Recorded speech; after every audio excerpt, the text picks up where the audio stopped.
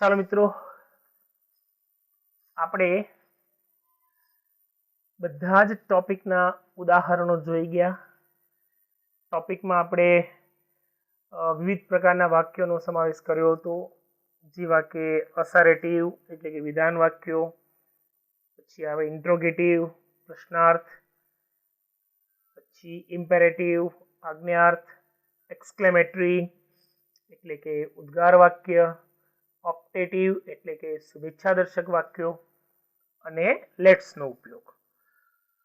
તો એ વાક્યો પછી વાત આવશે પેરેગ્રાફના સોલ્યુશનની. તો પેરેગ્રાફ સોલ્વ કરતા પહેલા આપણે કેટલાક પેરેગ્રાફ માટે જે નિયમો વપરાય છે, બેઝિક રૂલ છે, એની જરા ચર્ચા કરી લઈએ. તો વાત આવે છે પેરેગ્રાફના નિયમોની. બરાબર, પેરેગ્રાફના નિયમોમાં સૌપ્રથમ યાદ રાખવાનું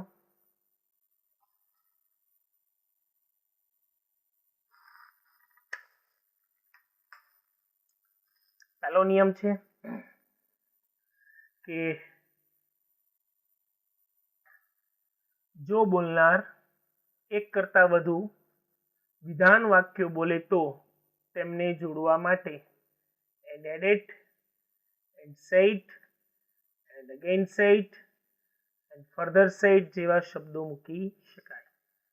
અહીંયા એક શબ્દ આપેલો છે ફર્ધર. ફર્ધરનો અર્થ થશે ઉપરાંત, વધુમાં. મતલબ એક કરતા વધુ વિધાન વાક્યો હોય તો તમે આ શબ્દો મૂકીને એ બીજા વાક્યને તમે જોડી શકો. પછી નિયમ આપેલો છે જો બોલનાર એક કરતા વધુ પ્રશ્નો પૂછે તો તેમને જોડવા માટે and asked and again asked and further asked જેવા શબ્દો મૂકી શકાય. કે ક્યારેક ક્યારેક એવું બનતું હોય કે બોલનાર વ્યક્તિ એક કરતા વધુ પ્રશ્નો પૂછતો હોય, તો પહેલો પ્રશ્ન તો જ્યારે આપણે પહેલા પ્રશ્નનું ઇનડાયરેક્ટ કરતા હોઈશું ત્યારે આસ્કડ તો મૂકવાનું જ છે રિપોર્ટિંગ વર્ક. પરંતુ જો પાછળનું વાક્ય પણ પ્રશ્નાર્થ વાક્ય હોય તો એ બીજા પ્રશ્નાર્થ વાક્યને જોડવા માટે કયા શબ્દો મૂકી શકાય? સંયોજક તરીકે and asked, and again asked, and further asked. બરાબર, આ શબ્દો મૂકીને તમે વાક્યને જોડી શકો. ત્રીજો નિયમ એવું કહે છે કે પ્રશ્નનો જવાબ આપતી વખતે રિપ્લાઇડ, આન્સર્ડ જેવા શબ્દો મૂકી શકાય. ઘણી વખત એવું બનશે કે તમે ઉપરનું વાક્ય પ્રશ્ન વાક્ય હશે અને નીચેનું વાક્ય એનો જવાબ હશે, ત્યારે જે પ્રશ્નનો જવાબ છે એ પ્રશ્નના જવાબવાળા વાક્યનું તમે ઇનડાયરેક્ટ કરતા હશો ત્યારે તમારે મોટા ભાગે આ બે શબ્દનો ઉપયોગ કરવાનો રિપોર્ટિંગ વર્બ તરીકે, રિપ્લાઇડ અને આન્સર્ડ. મતલબ કે પ્રશ્નનો જવાબ આપતી વખતે રિપ્લાઇડ અને આન્સર્ડ જેવા શબ્દોનો તમે રિપોર્ટિંગ વર્બ તરીકે ઉપયોગ કરી શકશો. પછી વાત આવે જો પ્રશ્નનો જવાબ હકારમાં હોય તો રિપ્લાઇડ પોઝિટિવલી અને નકારમાં હોય તો રિપ્લાઇડ નેગેટિવલી મૂકી શકાય.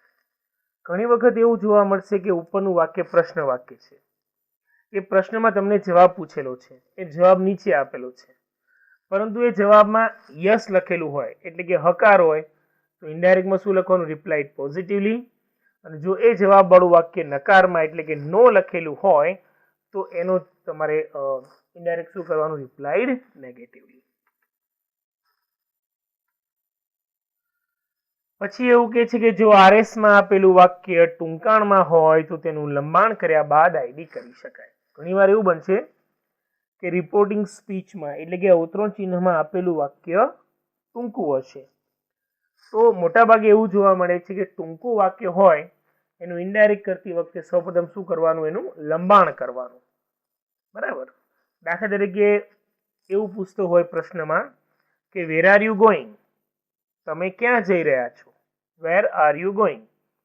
તો જ્યારે તમે એનું ઇનડાયરેક્ટ કરો છો ત્યારે નીચે તમે એને નીચેનું વાક્ય જવાબ રૂપે આવું આપેલું હોય કે ટેમ્પલ. ઉપર પ્રશ્ન શું છે? Where are you going. નીચે શું લખેલું છે? ટેમ્પલ, મંદિરે. તો આ જે જવાબ છે હકીકતમાં ટૂંકમાં બોલાયેલો છે. વાસ્તવમાં એ લંબાણપૂર્વક શું બોલાવવું જોઈએ? પ્રશ્ન છે વેર આર યુ ગોઈંગ, તો હકીકતમાં એનો જવાબ શું આવવો જોઈએ લંબાણમાં? I am going to the temple. પરંતુ આવું ન બોલતા ટૂંકમાં શું લખેલું છે? ટેમ્પલ. તો જ્યારે ઇનડાયરેક્ટ કરીશું ત્યારે આપણે આખું વાક્ય લખવાનું I am going to the temple, હું મંદિરે જઈ રહ્યો છું. બરાબર. એટલે નિયમ શું કહે છે કે આરએસ માં આપેલું વાક્ય ટૂંકાણ હોય તો તેનું લંબાણ કર્યા બાદ આઈડી કરી શકાય. બીજો નિયમ છે કે જો આરએસ માં આપેલા વાક્યના ભાવ પ્રમાણે અન્ય વધારાના ભાવવાચક શબ્દો મૂકી શકાય. કે આરએસ માં જે વાક્ય આપેલું હશે એ વાક્યનો ભાવ તમારે સમજવાનો અને એ વાક્યના ભાવ પ્રમાણે ભાવવાચક શબ્દો મૂકવાના. જેમ કે વાક્યમાં વિનંતીનો ભાવ હોય તો વિથ રિક્વેસ્ટ, રિક્વેસ્ટફુલી એવો શબ્દ મૂકી શકાય. પછી ધારો કે વાક્યમાં વિનમ્રતાનો ભાવ હોય તો પોલાઇટલી અથવા વિથ પોલાઇટ એવા શબ્દો તમે મૂકી શકશો. સમજાય છે? પછી કેટલાક અંગ્રેજીના ચોક્કસ શબ્દો છે કે જેનું ઇનડાયરેક્ટ ચોક્કસ રીતે થાય. જેમ કે હાય હેલો હોય તો શું થાય? ગ્રીટેડ. હાય હેલો એટલે સામેવાળી વ્યક્તિનું અભિવાદન કરવા માટે વપરાય, તો એના માટે કયો શબ્દ પ્રયોગ થાય? ગ્રીટેડ. મતલબ હાય હેલોનું ઇનડાયરેક્ટ કરતી વખતે શું મૂકી દેવાનું? ગ્રીટેડ. ગ્રીટ શબ્દને તમે રિપોર્ટિંગ વર્બ તરીકે વાપરી શકશો. પછી આવે છે વાય. શા માટે? પાછળ પ્રશ્નાર્થ કરેલો છે. મોટાભાગે વાય શબ્દ પ્રયોગ ક્યારે થતો હોય છે? કે જ્યારે તમે સામેવાળી વ્યક્તિ પાસે કંઈક કારણ જાણવા માંગતા હોય તો બસ એનો જે ભાવ છે એને જ આપણે મૂકી દેવાનો. તો વાય કાઢીને તમે એનું ઇનડાયરેક્ટમાં શું લખી શકો? આસ્ક્ડ ધ રીઝન, કારણ પૂછ્યું. ત્રીજું છે થેન્ક્સ, આભાર વ્યક્ત કરે છે. બરાબર. તો એ પોતે ક્રિયાપદ જ છે થેન્ક. ટુ થેન્ક એટલે આભાર માનવો. તો એના ઇનડાયરેક્ટમાં તમે આવું લખી શકો થેન્કડ. એના ઇનડાયરેક્ટમાં તમે આવું લખી શકો થેન્કડ. બરાબર છે? પછી છે સોરી. સોરી એટલે કે દિલગીરી વ્યક્ત કરવી. તો એના ઇનડાયરેક્ટમાં તમે શું લખી શકો? એપોલોજાઇઝડ. શું લખી શકાય? એપોલોજાઇઝડ. અથવા ફેલ્ટ સોરી પણ લખી શકાય. દિલગીરી વ્યક્ત કરી. એપોલોજાઇઝ એટલે પણ શું થાય? દિલગીરી વ્યક્ત કરવી, માફી માંગવી એમ. પછી છે કોંગ્રેચ્યુલેશન્સ, અભિનંદન. તો કોંગ્રેચ્યુલેશન એ પોતે શું છે? ક્રિયાપદ છે. ક્રિયાપદ શું થાય એનું? કોંગ્રેચ્યુલેટ. જ્યારે કોંગ્રેચ્યુલેશન્સ એ આરએસ માં આપેલું હોય, અવતરણ ચિહ્નમાં આપેલું હોય તો તમે એનું ઇનડાયરેક્ટ શું કરી શકો? કોંગ્રેચ્યુલેટેડ. શું કરી શકાય? કોંગ્રેચ્યુલેટેડ. પછી આવે by the way. By the way શું છે? કોઈ એક ટોપિક બંધ કરીને, પૂરો કરીને બીજા ટોપિક પર જ્યારે વાત કરવાની આવે ત્યારે તમે આ શબ્દ પ્રયોગ કરી શકો. Changing the point. તો બાય ધ વે નું ઇનડાયરેક્ટ તમે શું લખી શકો? Changing the point. અને પછી છે હિયર ઇટ ઇઝ. આ રહ્યું. બરાબર. આપણે કોઈ વસ્તુ માંગતા હોય કે ભાઈ મને પેલી પેન આપજો અથવા પેલું સ્ટેપલર આપજો. બરાબર. તો જ્યારે કોઈ વ્યક્તિ તમને વસ્તુ આપે છે તો એ શું બોલે છે ગુજરાતીમાં? આ રહ્યું લો. એનું ઇંગ્લિશમાં શું લખી શકાય? Here it is. આ રહ્યું. તો હિયર ઇટ ઇઝ શબ્દ પ્રયોગ કોઈ વસ્તુ આપવાના અર્થમાં છે તો એનું ઇનડાયરેક્ટ કરતી વખતે યાદ રાખવાનું મિત્રો, શું લખવાનું આપણે? Handed over. હાથમાં આપ્યું, સુપ્રત કર્યું એ અર્થમાં છે. ઓકે. તો આ ચોક્કસ પ્રકારના અંગ્રેજીના શબ્દો છે જેનું ઇનડાયરેક્ટ ચોક્કસ રીતે કરી શકાય. હવે વાત આવે છે પેરેગ્રાફ પ્રેક્ટિસની. પહેલો પેરેગ્રાફ છે મિત્રો અહીંયા, Dhoni says will you come for practice. શું તમે પ્રેક્ટિસ માટે આવશો? વિરાટ કહે છે નો આઈ કાન્ટ. ના, હું નહીં આવી શકું. ધોની શું કહે છે? What happen dear. બેલા, મિત્ર, વાલા, શું થયું? વિરાટ શું કહે છે? આઈ એમ સફરિંગ ફ્રોમ સિવિયર કોલ્ડ નાઉ. મને અત્યારે બહુ શરદી છે, કે હું શરદીથી પીડાઉં છું. તો તો અહીંયા બે પાત્ર છે, ધોની અને વિરાટ. પહેલું વાક્ય ધોની શું કહે છે? Will you come for practice? શું તું પ્રેક્ટિસ માટે આવીશ? બરાબર. ચલો એના જવાબમાં આપણે તમને હું બતાવી દઉં શું લખેલું છે આપણે. તો બોલનાર છે ધોની, તો આ વાક્ય સાંભળે કોણ? વિરાટ. બરાબર. હવે જુઓ અહીંયા વાક્ય શું છે? પ્રશ્નાર્થ છે. તો પ્રશ્નાર્થ હોય એટલે રિપોર્ટિંગ વર્બ શું મૂક્યું મેં? આસ્કડ. બરાબર. બોલનાર યથાવત ધોની, રિપોર્ટિંગ વર્બ આસ્કડ, અને સાંભળનાર યથાવત વિરાટ. ધોની આસ્કડ વિરાટ. બરાબર. હવે પ્રશ્નની શરૂઆત WH થી થતી નથી, તો મેં અહીંયા સંયોજક શું મૂક્યું? ઇફ. બરાબર. પછી પ્રશ્નાર્થના નિયમ પ્રમાણે શું કરવું પડે? પહેલા વિધાન બનાવવું પડે. વિધાન બનાવવાનો સિમ્પલ નિયમ શું કહે છે? કે તમે સહાયકારી ક્રિયાપદને ક્યાં લઈ જાઓ? કર્તાની પાછળ. બરાબર. એટલે હવે વિલ યુ શું થઈ ગયું? યુ વિલ થઈ ગયું. અને હવે એનું ઇનડાયરેક્ટ કરી નાખો. યુ એટલે સાંભળનાર વિરાટ. વિરાટ એટલે શું મૂક્યું મિત્રો? અહીંયા મેં હી. પછી અહીંયા આવી ગયું વિલ. વિલનું ઇનડાયરેક્ટ શું કર્યું મેં? વુડ. વિલનું વુડ થઈ ગયું તો કમનું એમને જ રહેશે. પણ મેં તમને પેલું કીધું હતું ક્રિયાપદમાં કમનું ગો કરવાનું. સાંભળનારને ત્યાં જવાનું હોય અથવા કોઈ અન્ય સ્થળે જવાનું હોય ત્યારે કમનું ગો કરવું. તો અહીંયા ધોની વિરાટને પ્રેક્ટિસ માટે બોલાવે છે, કોઈ અન્ય સ્થળે બોલાવે છે. તો આ કન્ડિશનમાં મેં કમનું શું કરી નાખ્યું? ગો. બાકીનું એમને એમ ફોર પ્રેક્ટિસ. સમજાય છે? ઓકે. હવે ધોનીના પ્રશ્નના ઉત્તરમાં વિરાટ શું કહે છે? ના, હું નહીં આવી શકું. નો આઈ કાન્ટ. બરાબર. તો વિરાટ બોલે છે અને ધોની સાંભળે છે. વિરાટે જવાબ આપ્યો એટલે વિરાટ રિપ્લાઇડ. વિરાટે જવાબ આપ્યો એટલે વિરાટ રિપ્લાઇડ. હવે વાક્ય પ્રશ્નનો જવાબ નકારમાં છે એટલે મેં શું લખ્યું અહીંયા? નેગેટિવલી. શું લખ્યું? નેગેટિવલી. હવે છે આઈ કાન્ટ. આઈ કાન્ટ, હું નહીં આવી શકું. બરાબર. I can't. તો હવે અહીંયા શું છે કે હું નહીં આવી શકું, પણ શેના માટે નહીં આવી શકું? પ્રેક્ટિસ માટે નહીં આવી શકું. તો મેં આનું લંબાણ પેલા શું કરી નાખ્યું? I can't come for practice. બરાબર. એવું બી કરી શકાય અને ડાયરેક્ટ લખવું હોય તો બી ચાલે. અહીંયા આપણે શું લખેલું છે? That he could not. તે આવી શકશે નહીં. કાન્ટનું શું થઈ ગયું? Could not. અને લંબાણ કરવું હોય તો શું થાય? He could not go for practice. તે પ્રેક્ટિસ માટે જઈ શકશે નહીં. સમજાય છે? પાછળના શબ્દો તેમને રહેશે, ખાલી કમનું શું કરવાનું? ગો. અને ફોર પ્રેક્ટિસ એમને તો શું થઈ જાય? He could not go for practice. ચલો ત્રીજું વાક્ય છે, ધોનીએ ફરી પ્રશ્ન કર્યો. ધોનીએ પહેલો પ્રશ્ન અહીંયા કર્યો, બીજો પ્રશ્ન અહીંયા કરે છે. What happen dear?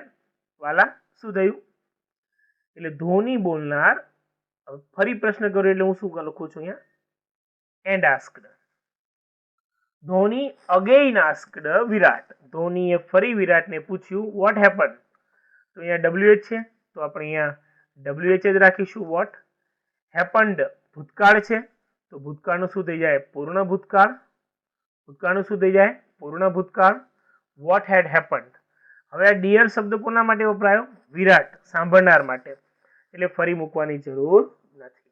ઇનડાયરેક્ટ શું થયું? વોટ હેડ હેપન્ડ. શું થયું? એટલે હવે જવાબ શું આપે છે વિરાટ? વિરાટ શું કહે છે? આઈ એમ suffering from severe cold now.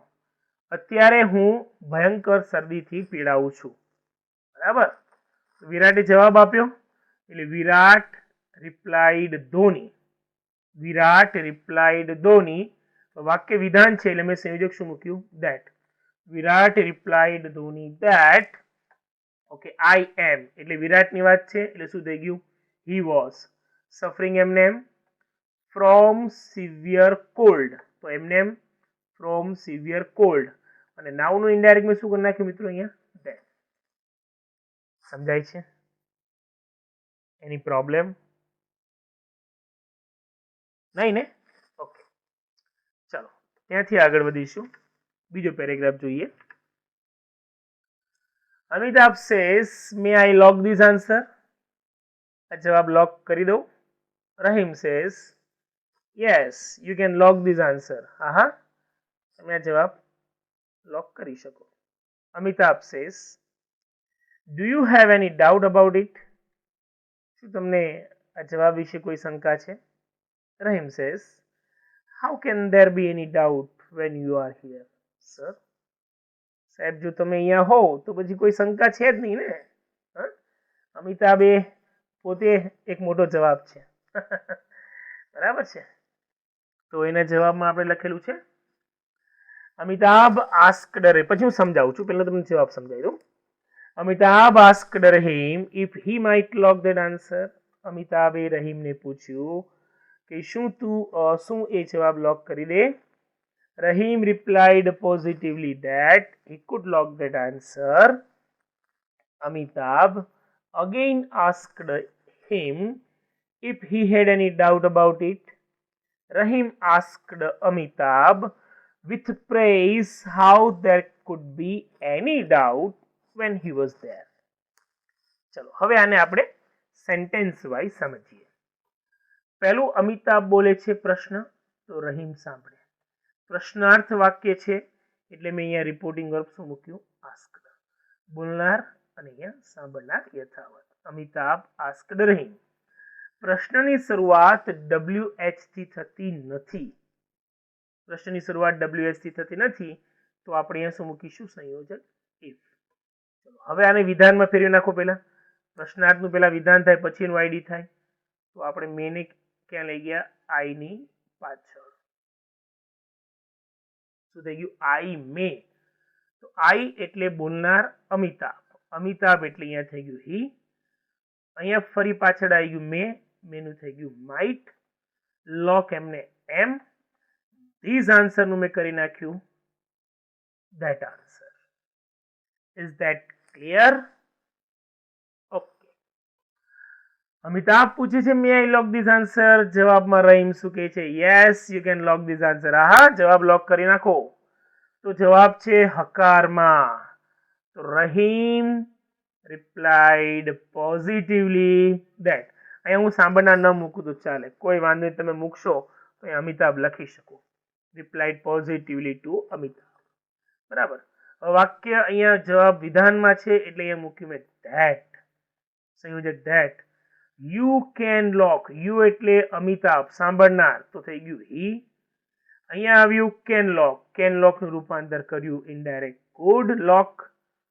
This answer નું રૂપાંતર કરી નાખ્યું મિત્રો અહીંયા ધેટ આન્સરમાં. ધીઝ આન્સર નું શું કર્યું મેં? That answer. ચલો હવે અમિતાભ ફરી પ્રશ્ન કરે છે do you have any doubt about it? શું કોઈ શંકા? તો પ્રશ્ન કર્યો અમિતાભે. અમિતાભ સોરી અહીંયા નહીં, અહીંયા આવશે.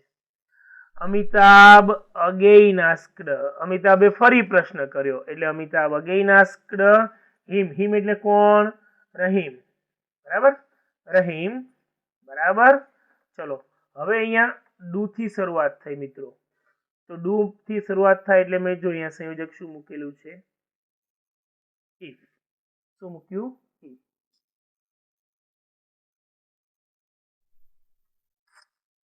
ઓકે. ચલો હવે આને વિધાન બનાવવાનું. પ્રશ્નાર્થ હોય તો પેલા વિધાન થાય અને પછી આઈડી થાય. બરાબર. તો ડુ ડઝ ડીડ માટેનો મેં નિયમ લખાયો હતો કે ડુ ડઝ ડીડ થી શરૂ થતો પ્રશ્ન વાક્ય હકાર હોય તો ડુ ડઝ ડીડ ને કાઢી નાખવાથી વાક્ય વિધાન બને. તો ડુ ને કાઢી નાખો. વધ્યું શું? You have any doubt about it. તો યુ એટલે રહીમ, રહીમ એટલે he. Have any doubt. Have નું શું થઈ ગયું? Had. Any doubt about it. એમને એમ. ઓકે. શું કોઈ શંકા છે? તો એના જવાબમાં હવે રહીમ શું કહે છે? રહીમ પણ સામે પ્રશ્ન જ કરે છે. રહીમે પ્રશ્ન કર્યો કોને? અમિતાભને. એટલે રહીમ આસ્ક્ડ અમિતાભ. રહીમે અમિતાભને પ્રશ્ન કર્યો.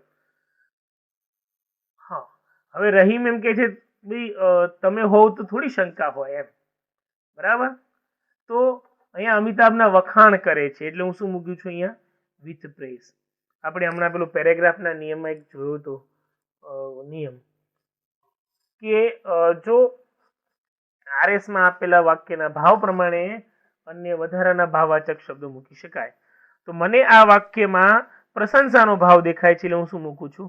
With praise. બરાબર. અને હવે પ્રશ્ન જ કરે છે એટલે જો એમાં આસ્ક્ડ મૂકેલું છે અને હવે સંયોજક શું મૂકીશ આવ પ્રમાણે ઇરેઝર ઇરેઝ કરી અગેન ટેકિંગ પેન ઓકે તો અહીંયા છે હાવ તો અહીંયા મેં સંયોજક શું મૂક્યું હાવ કેન ધેર બી હવે પ્રશ્નાર્થ છે એટલે પહેલા મારે શું કરવું પડે આ સહાયકારક ક્રિયાપદને ક્યાં લઈ જવું પડે કેનની પાછળ એટલે ધેર કેન બી વિધાન શું થઈ ગયું ધેર કેન બી તો એનું ઇનડાયરેક્ટ શું થઈ ગયું there could be any doubt about doubt when એમને એમ બરાબર યુ એટલે કોણ અમિતાભ એટલે કે અમિતાભ પ્રમાણે કરતા શું આવી ગયું હી આર નું શું થઈ ગયું વોસ અને હિયર નું થઈ ગયું ક્લિયર સમજાય છે મિત્રો ચલો ત્યાંથી આગળ વધીએ ત્રીજો paragraph shopkeeper says your packets and bill are ready Shyam says how should I pay the bill મારે બિલ કઈ રીતે ચૂકવવાનું shopkeeper says do you have a credit card શું તમારી પાસે ક્રેડિટ કાર્ડ છે શ્યામ કહે છે yes sir હા સાહેબ sure જવાબ લખેલો છે હવે જવાબને આપણે સેન્ટેન્સ વાઇઝ સમજીએ શોપકીપર બોલે છે your packets and bill are ready વિધાન વાક્ય છે બોલનાર શોપકીપર શ્યામ છે સાંભળનાર તો બોલનાર યથાવત આરવી તરીકે ટોલ્ડ બરાબર વિધાન વાક્ય છે એટલે શું આવે ટોલ્ડ શ્યામ યથાવત અને હવે વિધાન વાક્ય હોય તો સંયોજક શું આવે that your packets and bill are ready your packets એટલે કોના શ્યામના પેકેટ તો અહીંયા યોર શબ્દ સંબંધક સર્વનામ છે તેનું શું થઈ ગયું હિઝ પેકેટ્સ એમને એમ એન્ડ બિલ એમને એમ આર નું શું થઈ ગયું ઇનડાયરેક્ટ વેર અને રેડી ઓકે ચલો શ્યામ હવે પ્રશ્ન કરે છે એને how should I pay the bill મારે બિલ કેવી રીતે ચૂકવવાનું તો શ્યામે પ્રશ્ન કર્યો છે શોપકીપરને તો બોલનાર યથાવત પ્રશ્નાર્થ માટે શું વપરાય આસ્કડ સાંભળનાર યથાવત શોપકીપર પ્રશ્નની શરૂઆત થઈ હાઉ થી તો અહીંયા હાઉ નું હાવ રાખું છું ઓકે શુડ આઈ પેલા કરી નાખો એનું વિધાન આઈ શુડ બરાબર આઈ એટલે બોલનાર શ્યામ તો આઈ નું થઈ ગયું હી ચલો અહીંયા શુડ એમને એમ રાખવાનું અગેન રિપીટ કરી દઉં મિત્રો વિલ શેલ નું વુડ થાય શેલ નું શુડ થશે નહીં શુડ એમને એમ અહીંયા પે ધ બિલ છે પે ધ બિલ ઓકે શોપકીપરે ત્રીજો પ્રશ્ન કર્યો do you have a credit card શું તમારી પાસે ક્રેડિટ કાર્ડ છે તો શોપકીપરે પ્રશ્ન કર્યો એટલે બોલનાર યથાવત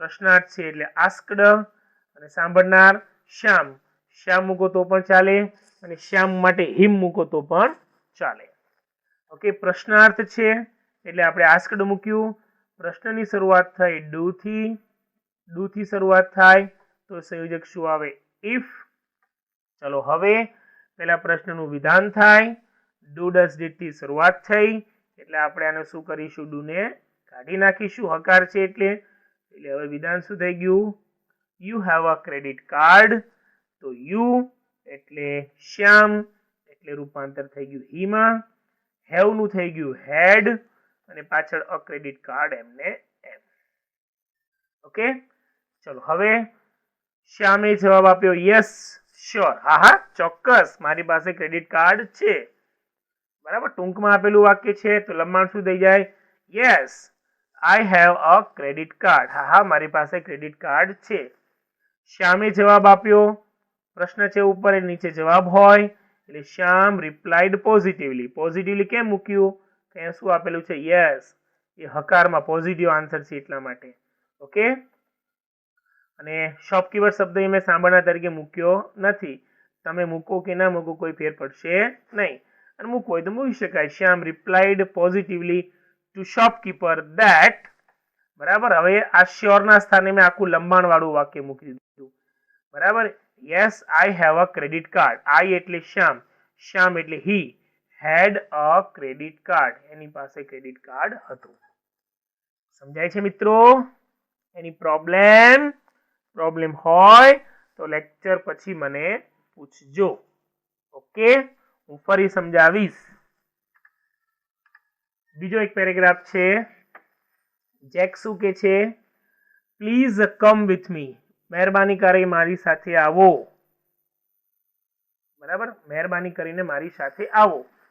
Juhi, sorry I am busy this time, હું અત્યારે બિઝી છું. જેક શું કહે છે?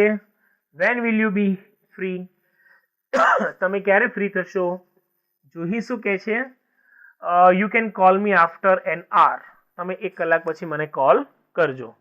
ઓકે, તો આનો જવાબ હવે આપણે અહીંયા સ્ટેપ બાય સ્ટેપ સમજીએ. પહેલા કે છે જેક જુહીને, બરાબર, અને વિનંતી કરે છે, અને વાક્યની શરૂઆત થઈ ક્રિયાપદથી. તો આ થઈ ગયું ઇમ્પેરેટિવ સેન્ટેન્સ, એટલે કે આજ્ઞાર્થ વાક્ય. બરાબર, એટલે પ્લીઝ હોય, આજ્ઞાર્થ વાક્યમાં જો પ્લીઝ હોય, વિનંતી હોય, તો રિપોર્ટિંગ વર્બ શું આવે? રિક્વેસ્ટેડ. બોલનાર જેક, સાંભળનાર જુહી. તો જેક રિક્વેસ્ટેડ જુહી, જેકે જુહીને વિનંતી કરી. Jack requested Juhi. ચલો હવે કઈ અન્ય જગ્યાએ લઈ જવાની વાત કરે છે, એટલે મેં શું મૂક્યું? કમનું ગો. હવે વાક્ય હકાર છે, એટલે સંયોજક શું મૂકી દીધું મેં? Connectives conjunction two. નકારો શું મૂકીએ? Not to. Jack requested Juhi to go with me. Me એટલે કોની સાથે? જેકની સાથે. તો અહીંયા ભૂલથી લખાઈ ગયું છે. અહીંયા હરના સ્થાને શું આવશે મિત્રો? હિમ. શું આવશે અહીંયા? હિમ. એ સેટ તમે કરેક્શન કરી લેજો. બરાબર, જુહી કહે છે સોરી. જુહી શું કહે છે? આ સેટ તમે કરેક્શન કરી નાખજો. બરાબર, જુહી શું કહે છે? સોરી. જુહીએ માફી માંગી. બરાબર, તો માફી માંગી, દિલગીરી વ્યક્ત કરી, એટલે આપણે શું મૂકીએ છીએ? સોરી માટે એપોલોજાઇઝ્ડ. જુહી એપોલોજાઇઝ્ડ. જુહીએ દિલગીરી વ્યક્ત કરી અને કહ્યું. એન્ડ હવે પાછળનું વાક્ય શું છે? વિધાન વાક્ય છે. તો વિધાન વાક્ય જોડવા માટે આપણે શું મૂક્યું છે? And added. વિધાન વાક્ય છે એટલે સંયોજક શું આવે? That. And added that I am એટલે કોણ? જુહીની વાત છે, એટલે she was busy this time. This time નું ઇનડાયરેક્ટ શું થઈ ગયું? ધીસ નું ધેટ ટાઈમ. ધીસ નું ધેટ ટાઈમ. ઓકે, ચલો હવે જેક પૂછે છે when will you be free, તમે ફ્રી ક્યારે થશો? જેકે પ્રશ્ન કર્યો. બરાબર, કોને? જુહીને. એટલે કે Jack asked Juhi. Jack asked Juhi. WH થી શરૂઆત થઈ એટલે WH સંયોજક રહેશે. ચલો હવે કરો પેલા વિધાન. તો વિલ ને ક્યાં મૂકી દેવાનું મિત્રો? યુની પાછળ. બરાબર, when will you be free, તો શું થઈ ગયું? You will be free. When તો નીચે આવી ગયું સંયોજક, એટલે હવે વિધાન શું થયું? You will be free. બરાબર, યુ એટલે કે સાંભળનાર. સાંભળનાર એટલે જુહી. એકચ્યુઅલી છે ને અહીંયા મેં જે કરે જુહીનું સ્થાન બદલી નાખ્યું છે. બરાબર, એટલે બાકી ઓરિજિનલ પેરેગ્રાફ પ્રમાણે થોડું અલગ હતું, પણ મેં સુધારા સાથે લખેલું છે. એટલે આપણે યુ એટલે કોણ? જુહી. તો મેં જુહી માટે આપણે ખરેખર શું લખવાનું અહીંયા? શી. શું લખવાનું જુહી માટે અહીંયા? શી. એટલે મેં ઓરિજિનલ પેરેગ્રાફમાં ફેરફાર કરીને લખેલું છે એટલા માટે. Okay, when she would be free. When she would be free. બરાબર, તો જુહી જવાબ આપે છે.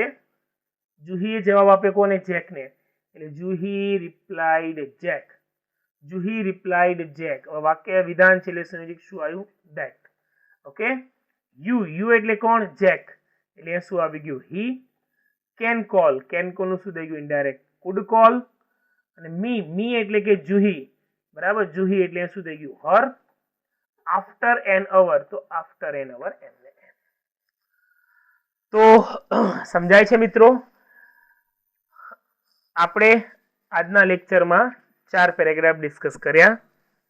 છતાં કોઈ પ્રોબ્લેમ હોય તો તમે મને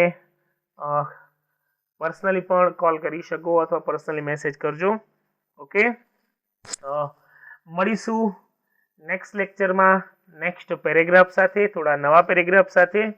બરાબર, ફરી રિમાઇન્ડ કરી દઉં કે પેરેગ્રાફ અને આન્સર લખતા રહેજો, નિયમો ચોપડામાં લખતા રહેજો. તૈયાર કરી દેજો. C you next time. Till then